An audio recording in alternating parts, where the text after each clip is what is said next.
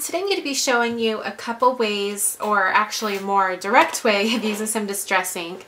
I'm using two of those seasonal distress inks that I used in Tuesday's video. I'm starting out with Ice Spruce. I'm using my page protector again, and I'm just going to put it over my work surface here. And then I've got the ink and an ink blending tool. And similar to what I did with that music pattern paper, I'm just going to go around the edges and bring some of the color in. It's totally okay if you can see some of the blending strokes, because we're going to get rid of those. Okay, now I've got all the edges and a little bit into the center just by using the blending tool. And now I'm going to take a stamp. I'm using this one from Hiwa Arts. This is the Holiday Background stamp. I'm going to stamp that directly on, or rather, I'm going to use the paper and put it directly on the stamp. So I'm putting this stamp just directly onto my work surface with it face up. I'm just going to ink it up really well. Okay, and I'm going to lay this down straight onto the stamp. Really press that in. And just lift up. Now I have a really fun tone-on-tone effect. Okay, I'm going to take this, and this is actually a standard size card size, so it's 4 1/4 wide by 5 1/2.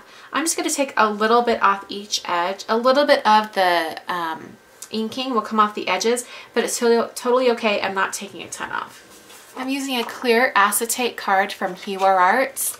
I'm going to adhere this straight onto the front of the card, and then I'll put some white paper on the back so that any of this ink that came on the back or anything like that will show. So I'm going to go ahead and adhere this down.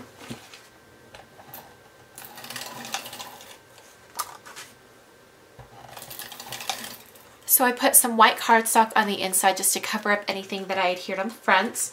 And now I'm going to take a silver Uniball Signo Broad pen, and I'm going to go around the edges of this piece of cardstock that we've stamped. I'm going to go around with a dashed line. It's going to be really subtle, but when the recipient looks at it in the light and kind of moves it around, the silver will come out really nicely. Okay, so if you can see the little dashed lines, they look better depending on how you look at it. Okay, so I have this little shape that I've cut out with my Silhouette cutting machine. The Silhouette Cameo machines are in the store right now, so I thought this would be a good idea to show you how intricately it can cut. So I have this little wreath, and I'm going to take some Distress Stickles, the clear rock candy. I'm going to put a little blob on my page protector, just like that. And I'm going to take my finger, and I'm just going to very lightly just dab it in a couple spots.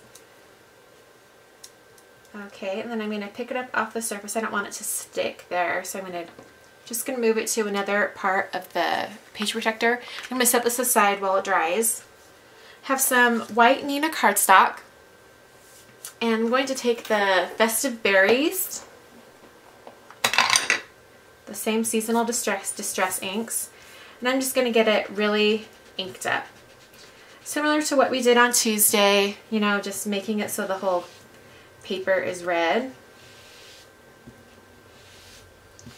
Okay.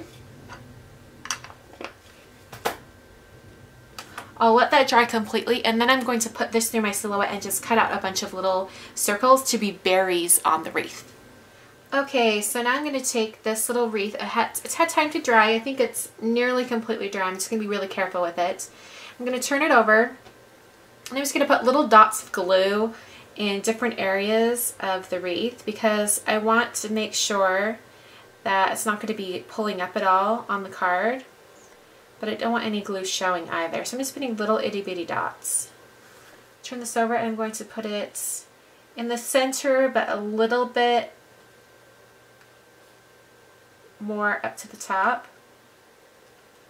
I'm just going to press that down. In fact, if you want to make this card at home, it might be best to wait to do any of the stickles until the very end. I wasn't sure how I was going to be adhering this, so I just went ahead and did it right away, but it would be much easier if you waited until later. Okay, and from my Silhouette I have those little berries that I cut out. Okay, and I'm going to put a little dot on the wreath and then the little berry on top. I'm just going to add a bunch of little berries all around. Okay, I purposely left this area up here out because I'm going to poke a hole and do some baker's twine. I'm using some baker's twine from Doodlebug, and I'm just going to just wrap that around, and then I'm going to tie it in a bow. Right. Okay, now's the time to do more of that distress stickles.